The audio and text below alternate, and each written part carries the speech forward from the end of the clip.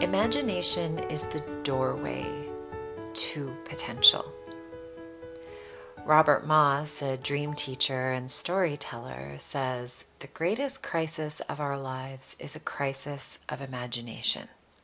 I believe that when we live without imagination, we are existing in a world of logic, reactivity, and personally, boredom. It's kind of boring without imagination. What's so funny in this world is there's this great conundrum. There's confusing messaging that happens for us because on one level, our world really values logic, what you can prove, the specific steps, what you know to be true. But it also values imagination. But there are limits. Our world places limits on this imagination.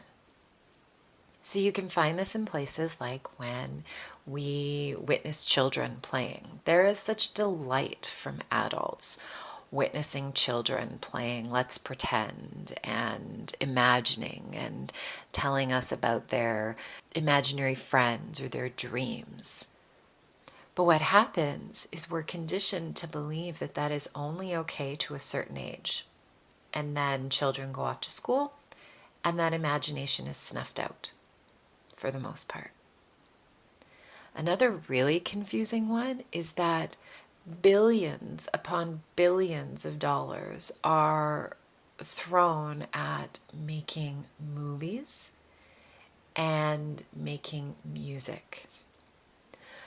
But then the messaging is that the movies, the sci-fi movies, the fantasy movies, the superhero movies, it's only imagination.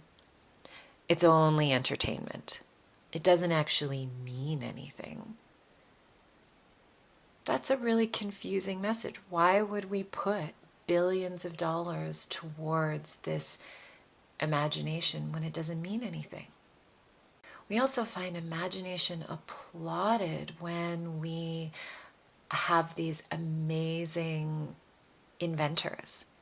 Like Einstein, for example. Apparently his theory of relativity came to him from a dream.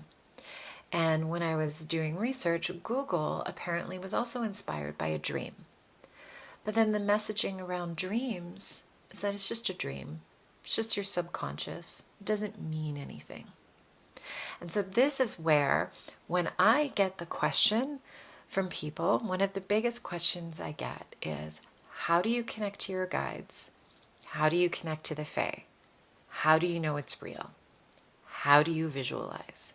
How do you tap into your intuition? I say you begin with your imagination.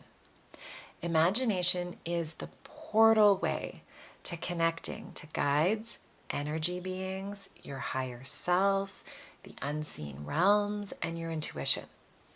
Your imagination is your way through to your untapped potential. It's your way through to joy and peace, which are energies that create. And it is also what can carry you through when life gets hard, because life does get hard sometimes. When I asked the Fae what they thought about imagination, they kind of both giggled and scoffed at our human relationship to it. To them, imagination is the lifeblood of everything. Imagination is pure creation energy. And through that pure creation energy, we form these images in our minds and through our senses, and that is what creates the experiences that we have. This is why children and fairies connect so easily, because they are existing in the realm of imagination. It's the language of the fairy realm. And so the Fae say that if you want to change the world, you must be brave enough to tap into your imagination and know that you might get scoffed at. You might be misunderstood. People might look at you and be like, why are you doing that thing that seems strange to them? because your imagination, not everyone's going to understand it because it's yours.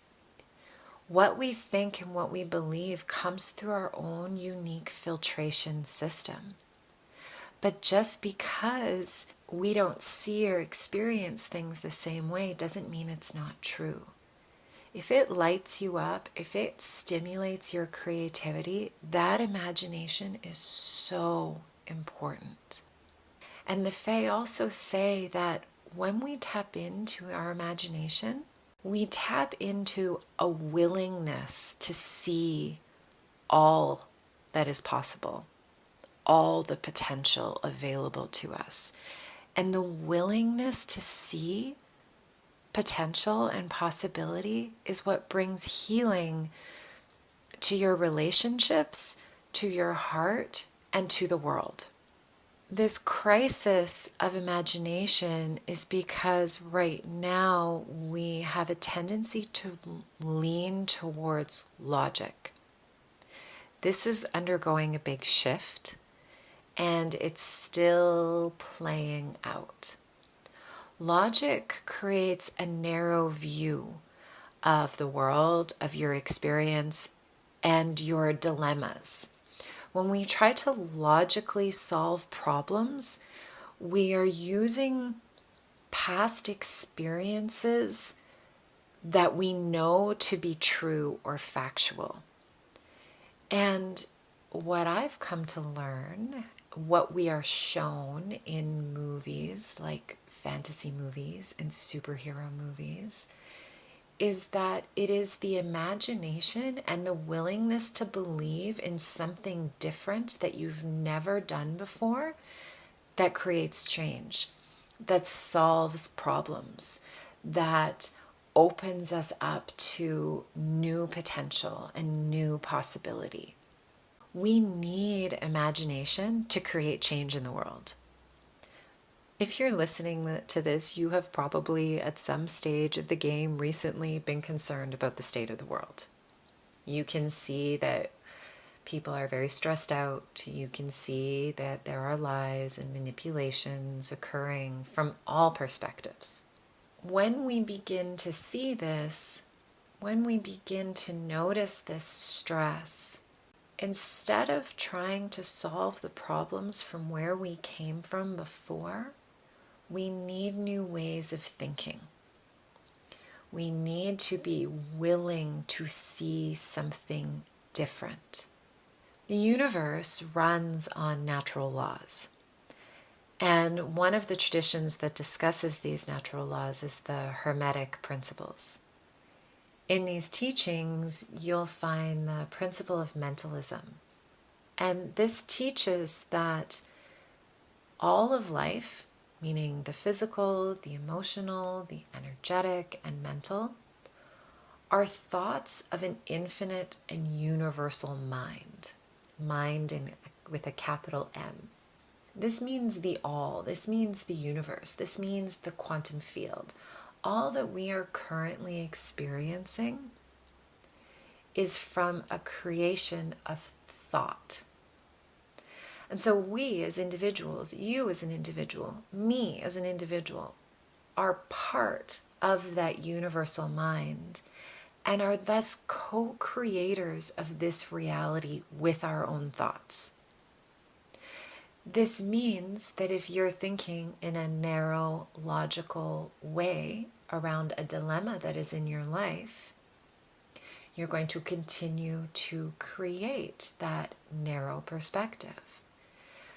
But if you begin to open to imagination, to potential, to possibility, just opening to it, you begin to create with your mind a world that is more full of potential and possibility for yourself and for others. Imagination is deeply linked to your nervous system. So consider for a moment when you're thinking about something that could possibly maybe happen that is stressful or that worries you. Whether that event is right in front of you in the moment, or not, whether it's something that you're considering or thinking about, it creates a physical response in your nervous system. Your body responds to your thoughts. Your body is of the physical world. That is potential evidence that our thoughts also create a response in the physical world around us, not just in our body. So when we have thoughts that create stress, we create a stress response in our body as well as in the world around us. We do this all the time, right? We imagine ways we should doubt someone or something. We imagine that the world is a really shitty place. We imagine that we could be harmed or not have enough. We imagine how we are not powerful enough to change our lives. Now, there is real validity to knowing that sometimes we can be harmed, and sometimes the world is a shitty place.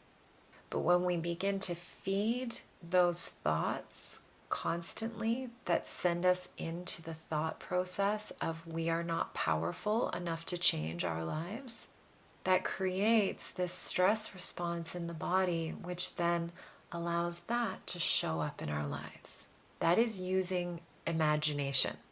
So instead of creating through the imagination of disempowerment, we can create through the imagination of empowerment, to begin seeing synchronicities in life as magic, to begin visualizing things that we want to happen that could be supportive for ourselves and for the world, like more understanding of people's differences, or for rain to fall, deep earth quenching rain to fall when there are fires. We can imagine, what if I knew the answer to this problem? What if I took this step that feels scary right now? This simple question of what if opens up the imagination in the mind.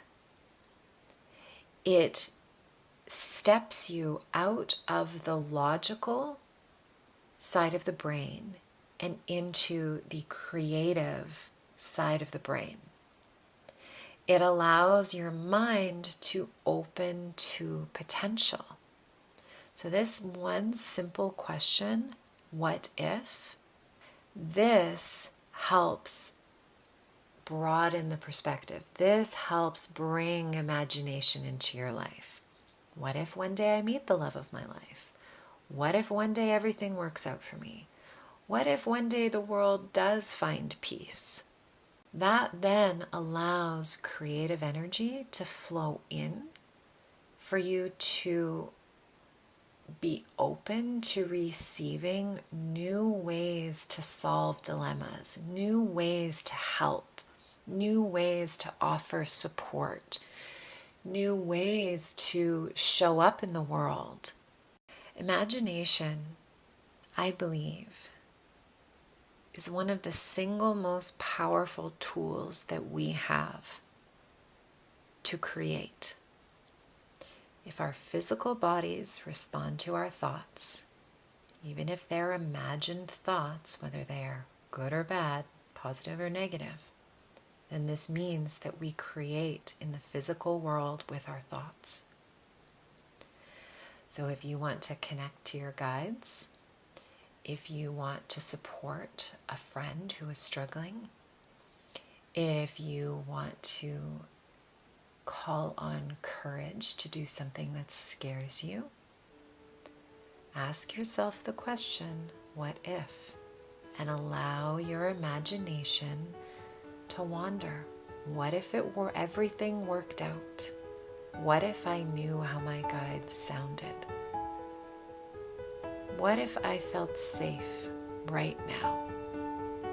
Imagination is your way through. It is your untapped potential. It is your joy. It is your peace. and it is the portal that connects you to the unseen world.